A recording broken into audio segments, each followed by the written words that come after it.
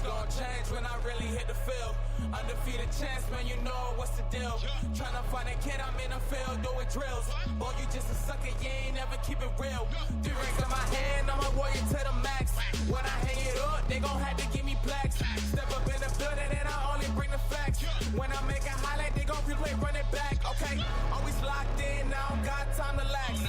Saying he the best, he could take a lap. Batted 1,000 when you check the stats. Boy, is you ready? You ain't gotta ask. I just really hit the field. I just really hit the field. I just really hit the field. I just really hit the field. Boy, I'm about to hit the field.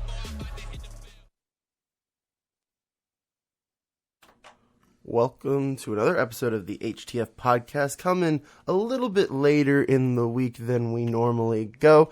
Today is Thursday, November 6th, and we are here to talk some college football on the podcast today. Jeremy Brener, your host here, and I'm joined by probably two of the smartest college football minds in the Hitting the Field squad. On my far left, we got the veteran, Mr. Fired Up himself, John Whitley. John, are you fired up today? I am fired up. College football's heating up, so I'm fired up. Yeah, absolutely. And we got, to pair with Mr. Fired Up on my far left, we got in the middle right here, newbie on the podcast, Mr. Chris Wolf. Chris, what's going on today? Rookie of the Year, how you doing?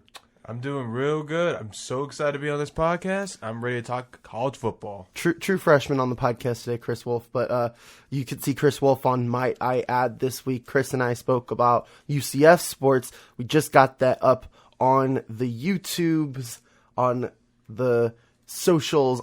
It is on the interwebs officially. So you can go and check that out at our YouTube page now. But, when we were trying to figure out, what we were going to talk about for the podcast this week, I think that, it kind of just naturally came. Oh, you know what?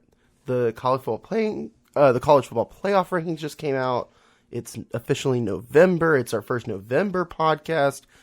This is the time to talk college sports. So, guys, Tuesday night comes around. You're watching that first game, Kansas and Duke, just waiting for those rankings to come out. I mean, Kansas, no disrespect to Kansas and Duke, but that's not the reason why people were watching. People were watching just because they wanted to make sure the channel was on for those rankings. And as I feel like every year we expect the rankings to go one way, and they absolutely go completely in the other direction. So I want to start off the top of our show with the top of the rankings. Number 1 team in the country, according to the College Football Playoff, is Ohio State, the Ohio State University. John, why? Why is this happening? I think they have the best backfield in college football with the zone read attack of Justin Fields and Dobbins. I think the way they perform against Wisconsin really set them apart. The way they were able to slow down that defense. That's a really good disciplined defense from Wisconsin. They just shredded them, so I think that's why. I mean, I think it's safe to say that Ohio State is clearly one of the best teams. And I think that the top 5 are clearly the top 5. But, Chris, should Ohio State have been number 1? If you go by the eye test, I think yes. But if you really want to go by resume and just with both resume and eye test, I would have put LSU a little bit of ahead because you went to Texas early season. You won that out of conference. You beat Auburn. You beat Florida. I mean, that's 2 top 11 teams you've beaten. And it's just like, I'm pretty sure they put Ohio State number 1 because I just don't think they value that Texas win as they did earlier in the season. Because, I mean, they're still unranked. Actually, Oklahoma State was the 3 loss out of the Big 12 that actually got in the top 25. The only 3 loss team that's in the top 25 is Oklahoma State. But I think also something that hurt LSU is the fact that Texas barely beat Kansas at home. And they only won by 2, 50-48, a couple weeks ago. So, guys, Ohio State number 1. I mean, like, for me, I think that they're definitely a top 3. Maybe, for sure. Maybe even a top 2. I thought number 1 was a bit of a reach. I'm not even going to lie. I thought that, yes, look, I think y'all make good points, but I agree with you, Chris, on the fact that LSU is the most battle-tested team among the top 5 so far. And I just like for me, I thought LSU was. I thought if I were the college football playoff, LSU's number one. And also with LSU and Bama coming this weekend, and we're going to talk a lot of LSU Bama a little later on, but with LSU Bama coming up this weekend, you think this is a perfect match for 1 and 2 to be together, and the college football playoff just robbed us of that. You know, CBS usually likes to go by whatever ranking looks best for the rating, so maybe it will be 1-2 on the screen, but everyone knows that doesn't really matter anymore. It's the college football playoff ranking that matters, because at the end of the day, that's what's going to decide who's going to the Final Four, who's going to play for a national championship, and I just think that it was an opportunity missed, and it kind of took a little bit of the hype away from the game, I'm not going to lie. John, would you agree with that? I agree it took some of the hype away from the game, but I don't think it took too much, because I think the college football fan still knows these are probably the 2 best teams in college football still, and we're going to get to see a great game. Absolutely. So now that we've talked a little bit, I kind of want to say this. So Ohio State being number 1 and Penn State being number 4, because I also think that was a bit of a surprise for a lot of fans. I think people expected Clemson maybe to be ahead of them. But what does this say about the Big Ten in the eyes of the college football playoff? Do they value the Big Ten more than maybe fans or other polls expect, Chris? I think they are valuing the Big Ten, because right now, I mean, they've got a lot of teams in the top 25 right now. You got Ohio State, you got Penn State, you got Wisconsin, you got Michigan, you got Iowa, and you've got Minnesota. You got 6 teams in the top 25. ACC's got 2. You got Wake Forest and obviously Clemson. And I feel like they are valuing the teams that the Big Ten is playing more than what just Clemson being the defending champs. And I applaud the committee for not looking at past years and looking at what they've done just this season. Clemson has been dominant at times, but they've also had really sluggish games against average to maybe below average teams. While Penn State has been a dominant defense, efficient offensively, and they've got 2 wins against top 20 teams already. I think that, you know, I mean, I know you say past years and how it doesn't play a factor. I'm gonna be honest. I think it does. You cannot tell me that past years don't play any small part of bias. And you look at the college football playoff. The first year it was implemented was the year that Cardell Jones and Ezekiel Elliott were the number 4 team in the country. They would, in any other year prior to that, they would not have played for a national championship, but they were given the opportunity and they won. They made the college football playoff look like something that was meant to be, and I think that the college football playoff likes that. I think they have a bit of a soft spot for Ohio State. I can't lie.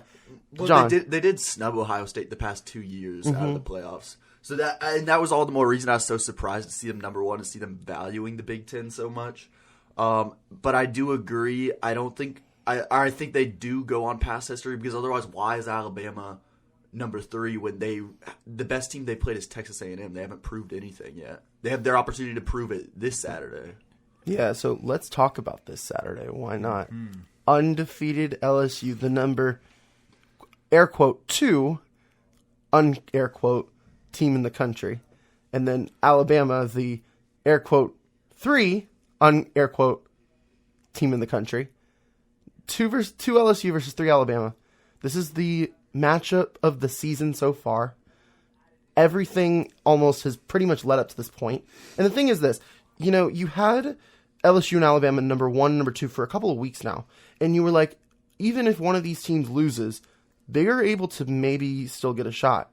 But now that they're 2 and 3, if Alabama loses this, they're not going to be in the top 4. And if LSU loses this, they might not be in the top 4 either.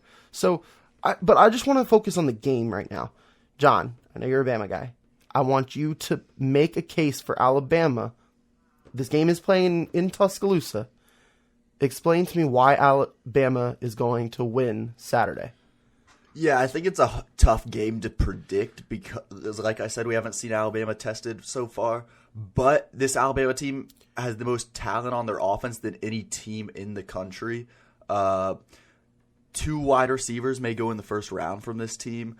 Tua Tagovailoa may go number 1 overall by the time it's all said and done. And I really think even if Tua's not healthy, even if Tua doesn't play, I still think Alabama has a very good shot in this game because of the talent on that offense. It is probably one of the more talented offenses we've seen from Alabama in recent years because, Alabama has always been touted as this defensive school with multiple defensive players going in the first round year after year after year. But this year, the talent's on the offensive side of the ball. Jerry Jeudy and Tua could go in the top 5. Henry Ruggs is going to probably go in the top 20, I'd say. Devontae Smith could go pretty early as well. But the problem with that Alabama offense, they have not played a defense like LSU. And Chris, I want you to make a case for LSU as to why they are going to win on Saturday. Well, first, I'm going to say this. We're all used to LSU, Alabama. We'd be thinking, like, oh, hard-mouth football, running the football, defense. This is shaping to be a shootout, potentially, in my eyes. And the reason why I think LSU is going to win is because they have played so many good defenses, and especially Joe Burrow. Joe Burrow has been outstanding against Auburn and Florida's defenses, and they're both very good. And I believe they're both better than Alabama's defense, in my opinion, as a whole. And if Joe Burrow continues to play like this, especially if he goes in Tuscaloosa, it's going to be very hard to stop them. Even though I will say, Bama's defense is better than LSU's, but I think LSU's going to outscore Alabama, and Burrow is going to outgun Tua, because I don't believe Tua is going to be fully healthy, and I think that will affect him because he's a mobile quarterback. John, you just gave a very puzzling look. Just say what's on your mind. The mic is yours. Yeah. First of all, this Alabama defense is much better than any defense LSU has played so far. And let's remember one thing. This is Nick Saban's game planning coming off a bye week. Okay, let's not underestimate that. I know Kirby Smart's not there anymore, but Nick Saban knows a thing or two about defensive football and planning for great quarterbacks. Joe Burrow's not a true dual threat quarterback, and I think that's going to hurt LSU. I think you need a dual threat to cause problems for this Alabama defense. This Alabama defense is really young, so I will give you that. If our true freshmen inside linebackers make mistakes, LSU will be right there in the game. But if they play up to their level, this could be a blowout for Alabama. Like I said, it is a hard game to predict just because we haven't seen Alabama tested yet. Yeah, I think with college football, it's a lot harder to predict, in my opinion, especially when you get games with two teams as tight-knit as these two are.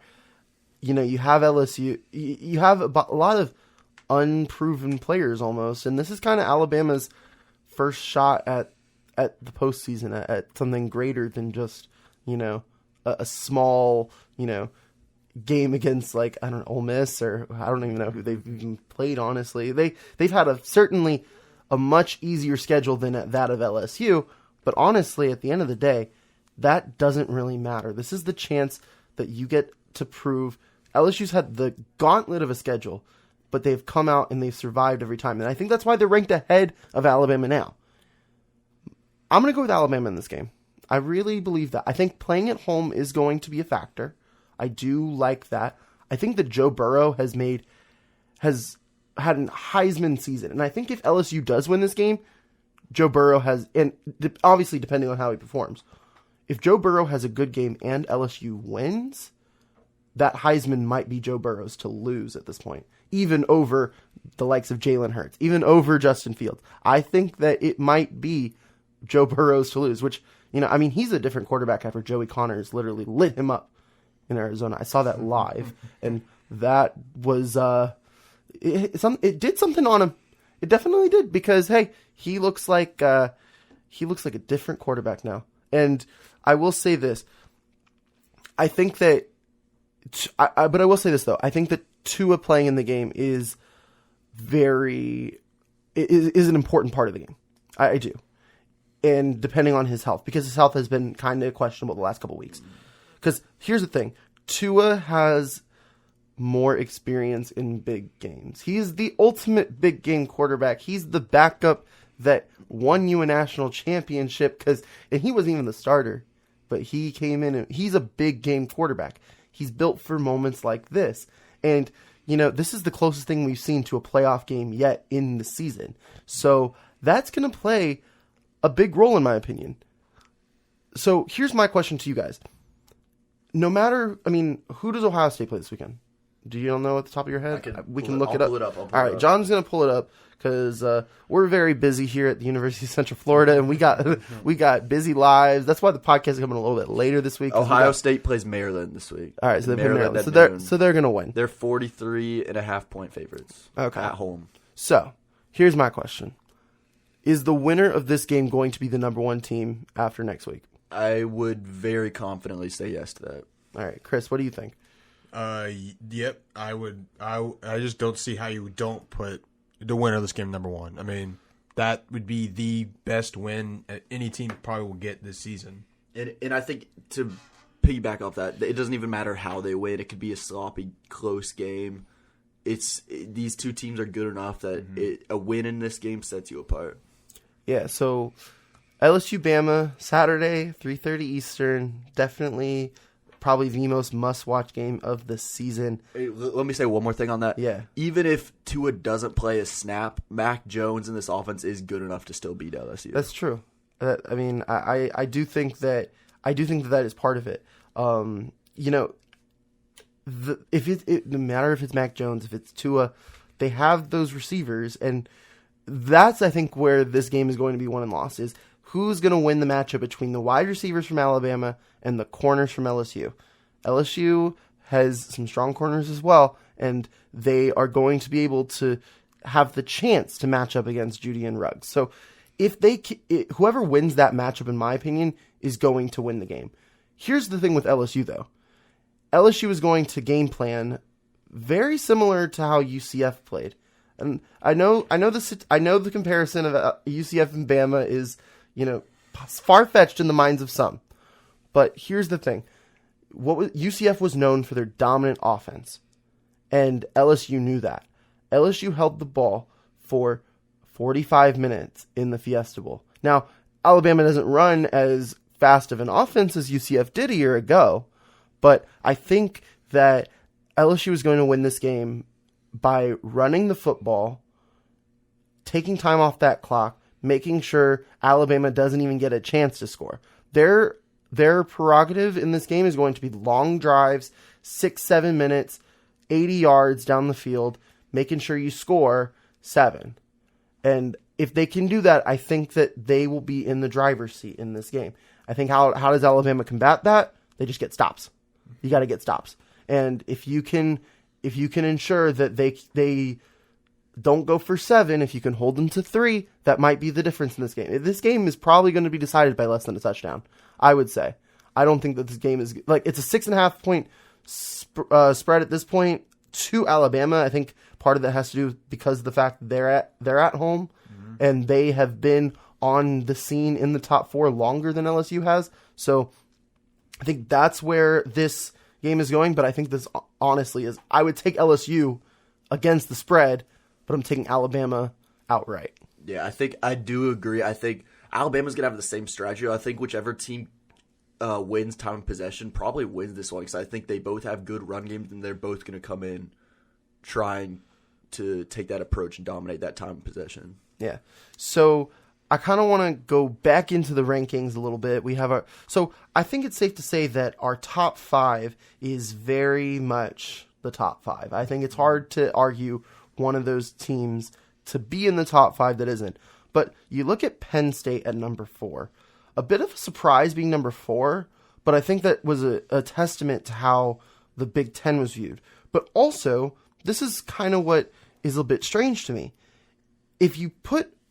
Look, the Big Ten is the best division, is the best conference in college football this year with 6 teams in the top 25. But undefeated Minnesota is the lowest ranked team among the undefeateds. They're number 17. What were they snubbed here, Chris? I think they were snubbed a little bit, but not by a lot, because if you look at the schedule they have, if you combine the record of their Power 5 opponents that they played, it's well below 500. It's really not good. They really haven't been tested at all. I would have been more of like the 14-15 range maybe, because I think 17 is just too much. I mean, you're behind way too many 2-loss teams in my opinion. I don't believe that an undefeated team should be, especially like Notre Dame. Like I think they should be ahead of Notre Dame. I think they should be ahead of, I don't know if it should be ahead of Michigan after how Michigan's played the last couple of weeks. I was like, okay, maybe you can take an argument, but definitely should be ahead of Notre Dame and maybe Kansas State, in my opinion.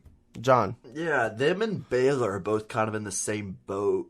Baylor ranked at 12, Minnesota ranked at 17. They will both get to prove it on the field, though. Minnesota this weekend against Penn State and Baylor against Oklahoma in a couple weeks.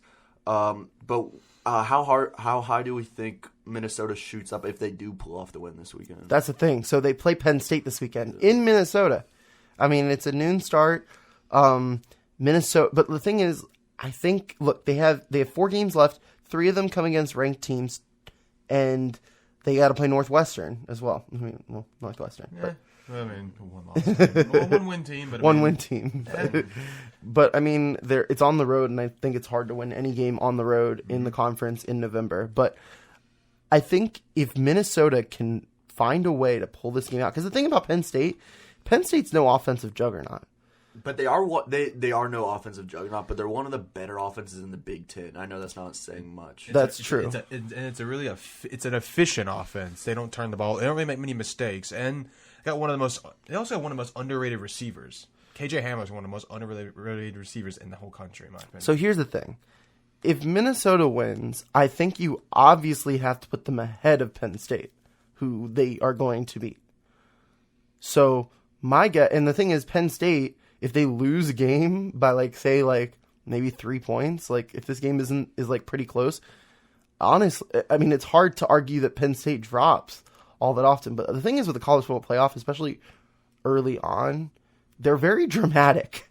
They are very dramatic. And I think that this win for Minnesota could actually catapult them to the top 7. Like top 7. It's like I would say 7. Do you think okay, let's ask this. Do you think a win for Minnesota Day puts them over Oklahoma? Let me ask that.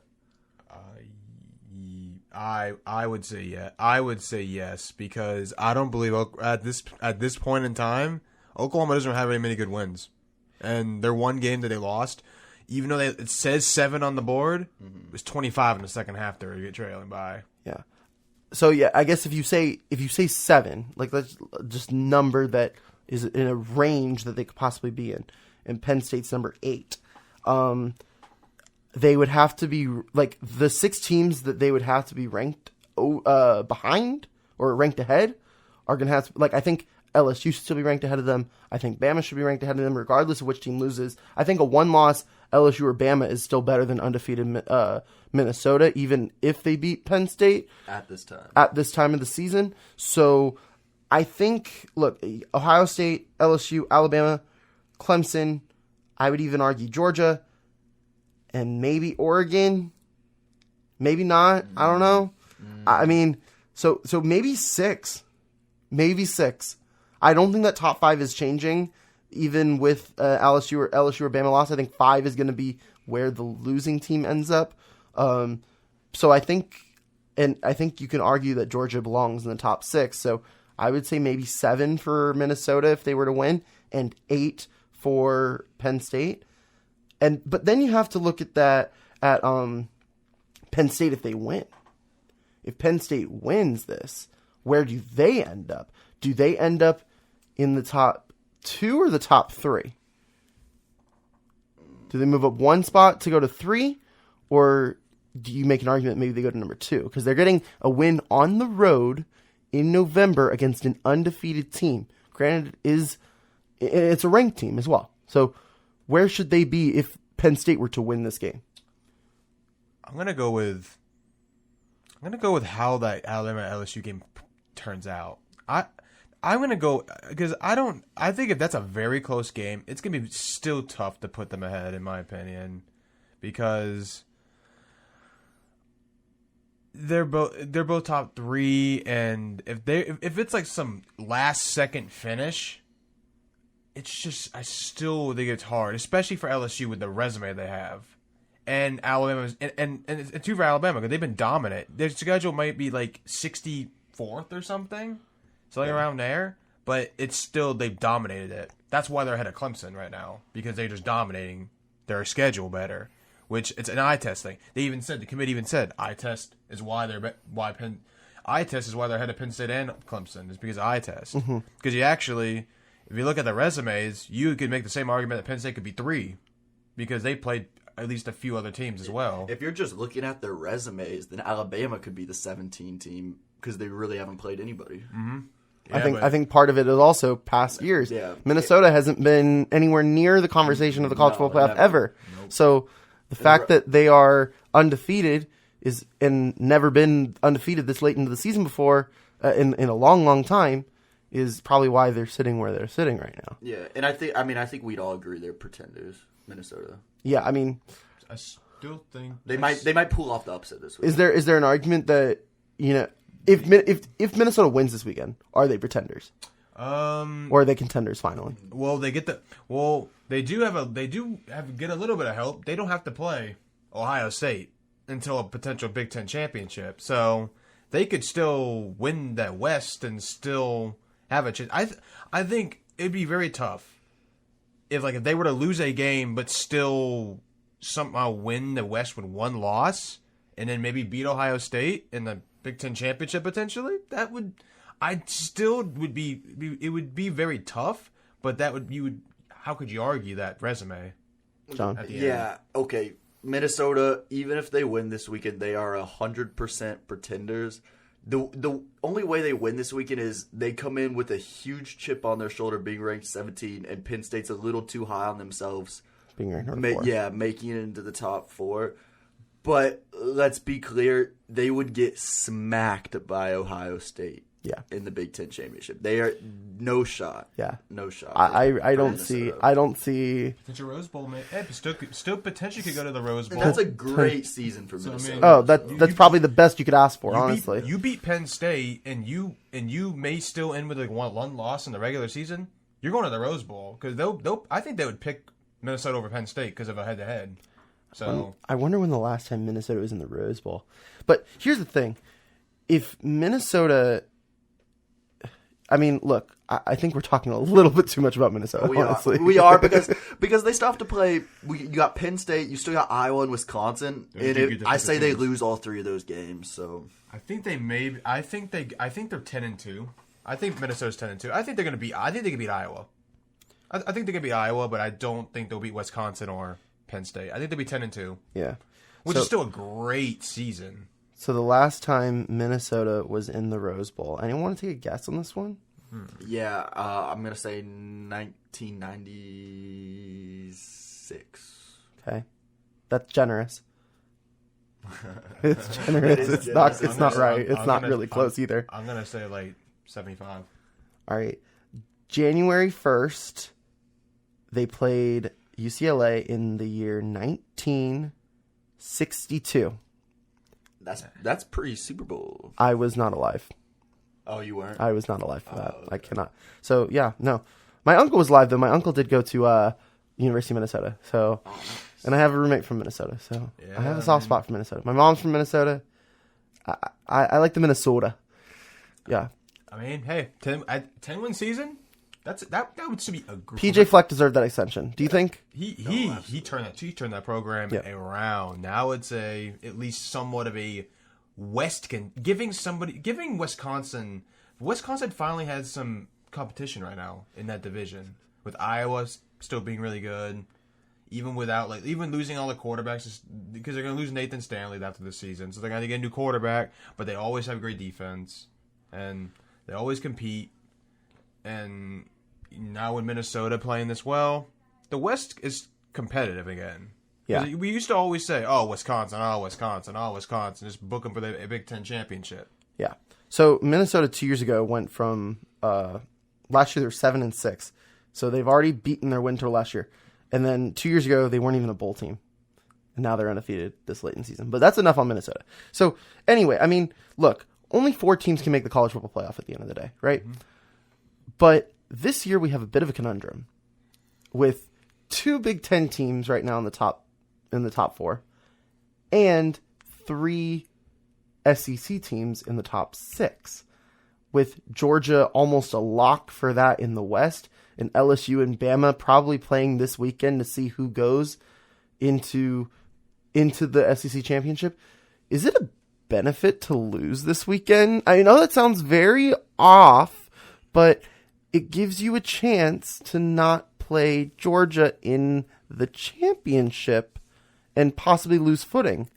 So it's a theory. It's a crazy theory, but it might have legs. Does it have legs, John? It definitely has legs because we saw this 2 years ago when Alabama lost to Auburn, didn't have to play Georgia in the SEC championship, and then went on to win the Natty.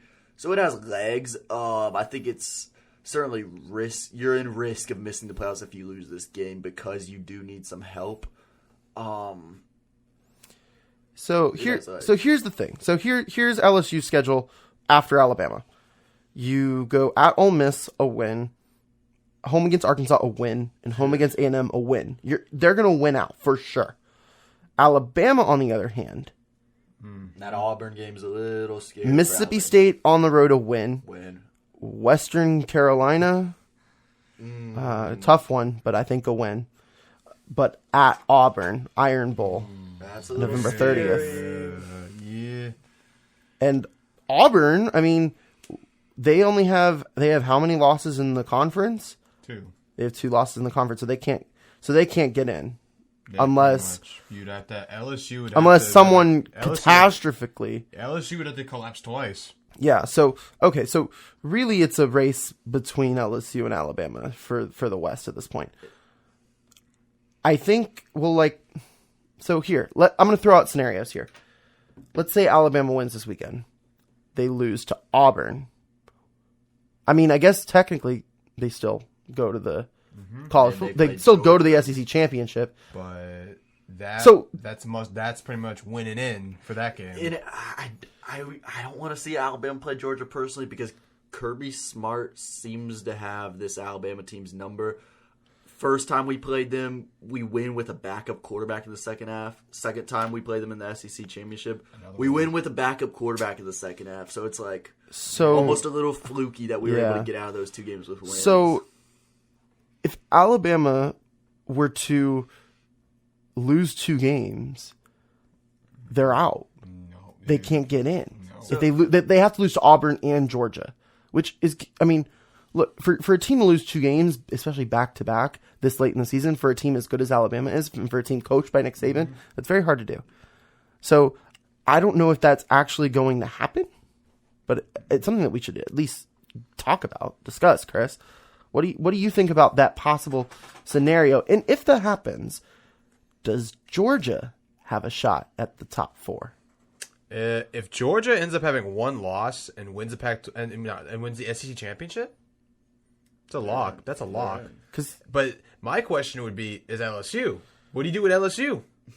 That's going to be that would be because that scenario brings in and this is going to be one of my points. This brings the Pac-12 back into the conversation. If in fact Oregon and Utah both meet each other in the Pac-12 championship at 11-1, because right now the committee has them both in the top 8. Yes. Which is significant. Which almost guarantees the Big 12 being out unless Baylor goes undefeated. That's pretty much all that.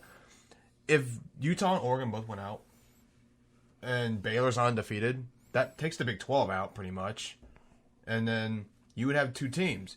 And I think you have a scenario where you might have a similar scenario with the 2014 Ohio State team, in my opinion. Yeah. Because if Oregon or Utah were to go into that game and win by like 40 or something, that's a big statement right there. And that would pretty much you pretty much be having a conversation between a one-loss Pac-12 champ and a one-loss LSU. That'd be your fourth team debate with that scenario. And so, but here's another wrench in the scheme. You want to hear this? Let's hear it. Penn State goes to Columbus on November 23rd. Mm-hmm. So that's 2 weeks from Saturday. Mm-hmm. That also is probably going to knock a team out as well.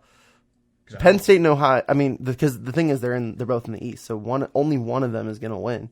And look, does Penn State have a shot at making the top 4 here at the end of the season? They're there now, and I mean they do have to play 2 undefeated teams before the season is said and done, and a 7-2 Indiana team that has surprised a lot of teams this year. That's a trap game, I would say. It is at Penn State, so maybe they have that going for them. But this Penn State team is going to be tested the next 3 weeks, and the toughest test out of that comes in Columbus. So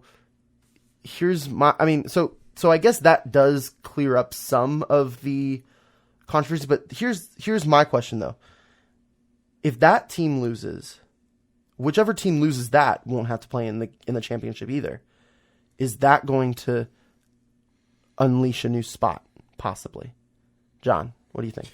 Yeah, I think it can potentially open things up for a one-loss Oklahoma or a Pac-12 team.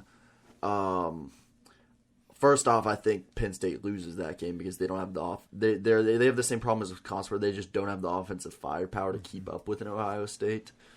But yeah, I think, and then as far as these 2 Pac-12 teams, I think they could lose any given week.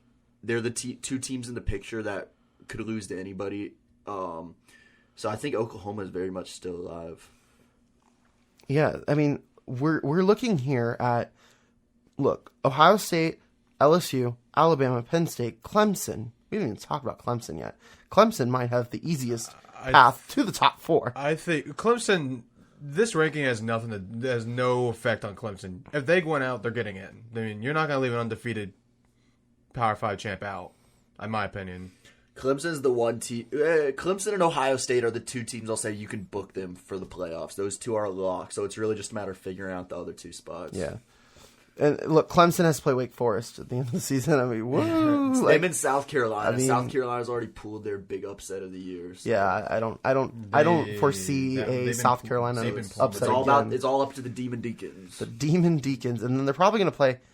I would say either Virginia or Pitt in the. I mean, Pitt beat UCF, so they can beat anyone. Yeah, lock Clemson for the playoffs. So that's the thing. So if Clemson's in the top 4, that leaves 3 spots left. I guess a Big Ten team has to be in there. It'd be hard for me. It'd be hard for me to see. So basically your last 3 spots. And the thing is, if Baylor goes undefeated, that's also another. Look, for me, I think it's gonna be hard for Oklahoma to get in with. I think it's gonna be hard for any Big 12 team to go in with 1 loss. I think that just what we've seen from this rankings just proves how much the rankings and the committee values the ACC, or not the ACC, the SEC and the Big Ten. So I have to think that undefeated Clemson gets in because they're the most likely out of the top 4 to go undefeated, and then 3 spots left for 4 teams that are very possibly. That deserve to be there. At the end of the day, unless one of these teams totally collapses here. But also, you bring up the points where 2 of these teams could collapse. LSU could lose to Georgia. Alabama, and if Georgia wins the SEC, that's also another thing. Georgia has the easiest path. I think they have the best path in the SEC right now to make the playoffs. So don't sleep on Georgia. Because they have to win. They have to win 1 big game. Exactly. Whereas LSU and Bama need to win 2. Alabama's got to win 3 as it stands right now. Yes, I guess, because they have to play Auburn as well. Yeah, but here's the thing: if they lose to Auburn, but they beat if Alabama does this, they beat LSU, they lose to Auburn, but they beat Georgia, or if they beat Georgia, they're in. Mm-hmm. Yep, I would agree with that. I would agree that Bama's in. You put 1 loss SEC champ Bama, 1 loss LSU at probably number 4, Clemson at number 3, and then Ohio State at number 1. But if Ohio State loses to Penn State, it's going to get shaken. It's tricky. Because Ohio State could lose to Penn State. Ohio State could lose to Michigan. Michigan's playing much better right now. Yeah, and the game's on the road, Yeah, I've seen crazier things. so And don't. If I've said this the past 2 years, and I was wrong. But maybe this is the year Michigan. It feels like they're the team. They could finally do it this year. Least expected. Exactly, When you least yep, expected. yep. as much as I hate to say it, Chris, I think that Oregon and Utah, they're going to meet in the Pac-12 championship, but it's going to be for the Rose Bowl. I hope so. I do not want a Pac-12 team in. I just it's not that I don't want a Pac-12 team in. Honestly, I just hope that there's some good football. My one argument would be, no team has ever gone 10-0 in any conference stretch ever. So, But it's against the Because Pac-12 with just 2 ranked Which is- teams. which is still tough to win 10 conference games in one season. It is. Well, it is. Here's why I don't want a Pac-12 team in, because they're gonna get spanked. I think we can all agree. If Utah or Oregon wins out, they're not a top 4 team, even though you kind of have to put them in. I would way rather see a 1-loss Oklahoma in, because they might be a top 4 team. Well, that's what they said last year, and think- they I didn't think- show out. I think part of the reason why they're both ahead of Oklahoma is because of completeness. That's Because fair. Explain. they both Utah and Oregon are ranked highly defensively, and they both are ranked pretty decently offensively.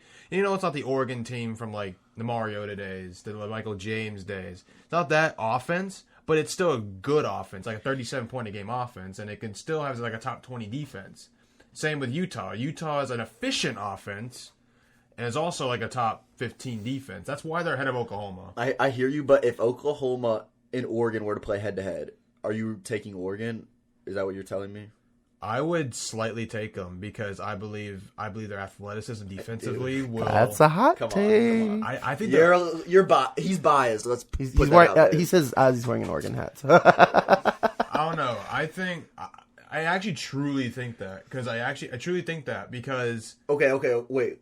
Sorry, I had to stop you. But does Oregon be the whatever SEC team gets left out head to head, whether it's LSU, Georgia, or Alabama? Do they beat any of those 3 teams? I think they beat Georgia. I don't think they beat Alabama. I don't think they beat.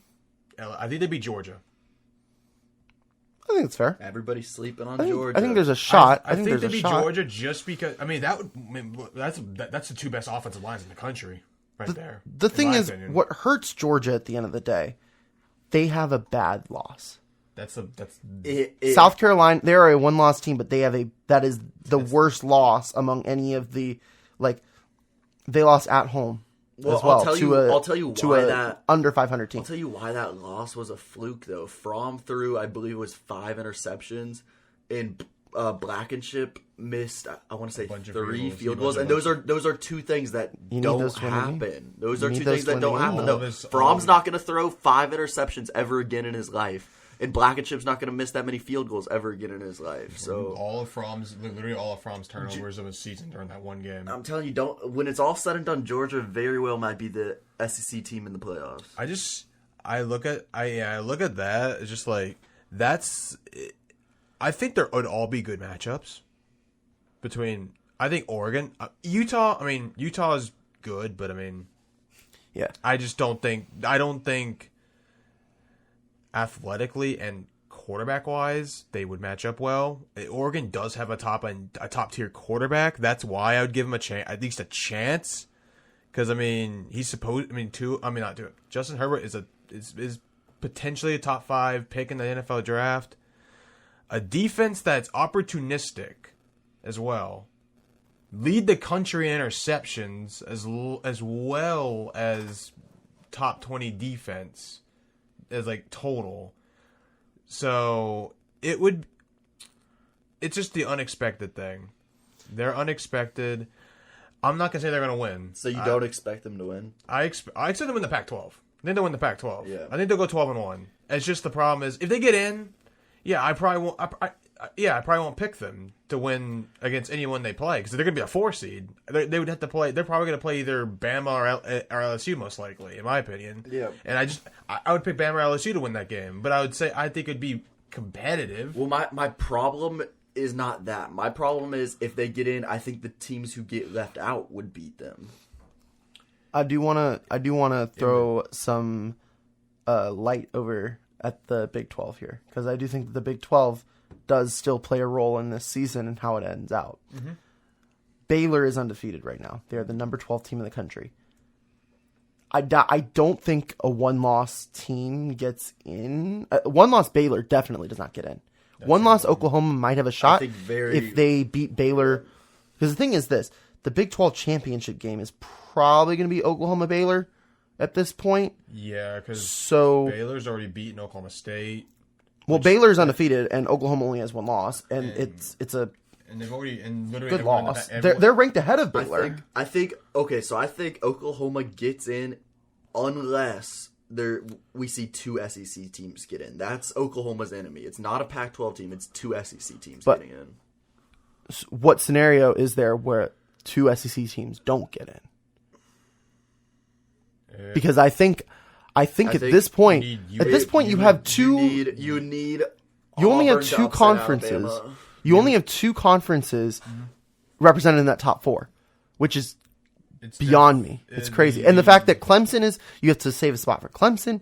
And look, I feel like this is just going to end out where Baylor is. It's just they're gonna slip up one of these weeks. They're gonna lose to Oklahoma. They have to play TCU this weekend. That's not an easy game. They have to play Oklahoma. That's definitely not an easy game. They probably have to play Oklahoma again. Oklahoma's gonna want to play spoiler in that game if they were to win. The thing is, if Baylor can win out, which I think is possible. I don't know if in this we might be just talking about this and it might not even happen. But let's just play hypothetical, because that's all that we're doing here, and it's great, fun time, and I love it. But let's say Baylor wins out and they beat Oklahoma twice. You have to put them in, right? Yeah. Undefeated Baylor gets in the top four. I would say so. You beat Oklahoma twice. I think any undefeated Power 5 team, unless you have 5 of them, should get in. Yeah, I think Baylor in that scenario would. You'd have undefeated Clemson. I think they would have to get in over a one-loss SEC. Because that's the thing is we haven't had two undefeated teams from lower conferences before. That's the thing is we're seeing right now is the top two conferences are the Big 10 and the SEC, and then you have the Big 12 and the ACC right after that, and then it's the Pac-12. Sorry, Chris, and then erase the Pac-12. But also, hey, the two one-loss Pac-12 teams are ranked ahead of the one-loss Big 12 team right now, and an undefeated Big 12 team.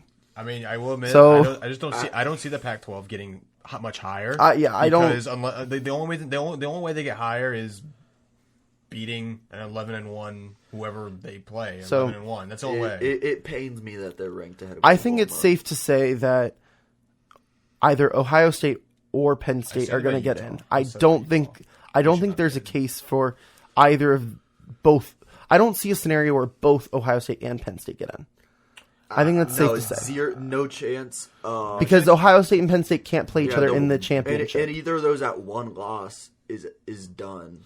Because it's hard to leave out a one-loss SEC team, especially if it's Alabama or LSU and their only loss is to each other. Then it's you almost have to forgive that loss because Oregon or a Oklahoma or a Baylor doesn't have to play an Alabama or an LSU in the regular season. It's crazy. Penn State as well. It's crazy. I mean, they're like, and I think if Ohio State loses, I still give them a tiny shot just because of how dominant they've been. The eye test. I look at the eye test. To open it up, you need Ohio State to lose to Michigan to open it up. Because what if Penn State runs the table and it's like, okay, you look at them and like Penn State's would lose it into Ohio State. They're not running the table. Yeah, it's just like the hypothetical thing. If like Penn State runs the table and the only loss for Ohio State is that one game, that's like a similar scenario in my opinion. Which we've seen teams play spoiler to Ohio State before. We've certainly seen Wisconsin do it. And I also look at the even though it wasn't really like a spoiler, you saw Pitt go to Clemson and win a game. Yeah. Even though that really didn't play a spoiler. It was not this year. But it's like a couple of years ago. Yeah. You can have that. Yeah, and I mean, Clemson did almost lose North Carolina, but I still think Clemson's a lock. I think Ohio State's the team that could we could see an unforeseen upset. Just because I think it's because of other than Wisconsin, it's like who really have they played? You can make that argument as well. Other than Wisconsin, eye test is huge here. They've been dominating everybody, especially because that Wisconsin defense was so legit in the way they were able to tear them apart with that zone read. Yeah, they made Jonathan Taylor non-existent. Jonathan Taylor was non-existent. That's incredible. He was one of the best running backs. He was top 5 for Heisman going into that game, potentially, and it was just Jake had Dobbins. Very, very similar to Derrick Henry outshining Leonard Fournette in 2015. Leonard Fournette had all the Heisman hopeful, and then Derrick Henry's like, he said, "Give me my Heisman." And it's just like Bama just reloads on Bama reloads on running backs. Even though Najee Harris isn't like one of these other ones, still solid. He is. Solid People just don't see it yet. Solid 5-6 yards of carry. I mean, that's literally everyone just looks at that. I was like, oh, he only has like maybe 600 yards on like 100 something carries. I was like, I mean, he's not gonna get the ball so much when you have Tua as your quarterback. He might not get as much, but he does really well. And he's also a great receiver out of the backfield. He is. I think he's the key to the game Saturday. Najee Harris. I'm glad you brought him up. So sorry, we got way that took a turn, but honestly, like all year long, I forget how college football is in November, and I think the 3 months before or the 2 months before, kind of like it's not going to be like this is here. For the last 50 minutes, I'm now 10 times more excited for the end of the season than I was before I walked in here. They say it's November, they remember. It's November, they remember, and this definitely will be one. It's going to be a very tricky November. I think that's safe to say. There's so much to go down. It all starts this weekend, highlighted by LSU Bama, number 2 versus number 3, air quotes. Really, number 1 versus number 2. Just let us have our moment, man. But anyway, that's all the time we have today on the Hitting the Field podcast. Thank you, John and Chris, for getting me so hyped about the season. I appreciate you being my hype man. Both of you are incredible. Thank you very much for tuning in. 2 of our brightest minds on college football here, and we will certainly be talking about college football later on in the semester. We're off on Monday for Veterans Day, but the content will keep churning itself out. We will be on the podcast once and possibly twice next week, given that it's a no-show week. So no hitting the field this week, no Mighty Ad this week. Campus is closed on Monday in observance of Veterans Day. So thank you to all of our veterans out there in the Central Florida community and in the United States of America, this great country that is the only country that has college football. That's why this country is so great, right, guys? Yes, sir. But the only reason. So, not the only reason.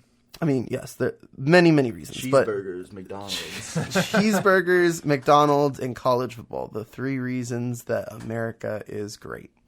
So, guys, again, thank you so much for tuning in. We will be back next week for another edition of the HTF podcast from inside the WNSC studio. I'm Jeremy Brener with Chris Wolf and John Whitley. Thank you so much for tuning in, and we will see you next.